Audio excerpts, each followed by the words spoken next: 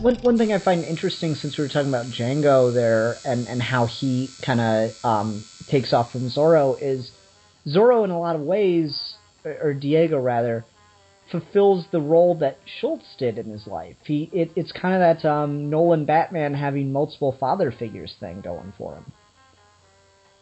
Yeah, that's a good call.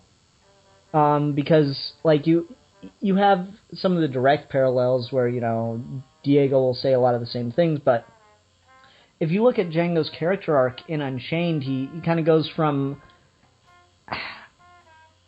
this is gonna sound racist, but I don't mean for it to.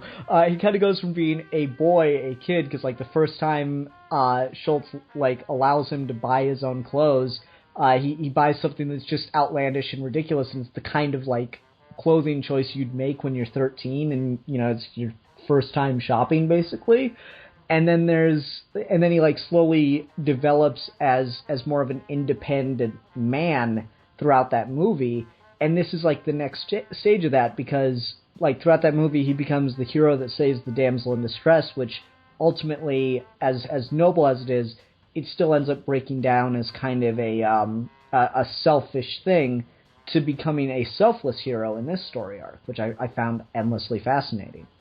That's a good call. I forgot about that whole clothing choice scene at the beginning of Unchained, but you're right, this is a very natural progression of the Django character.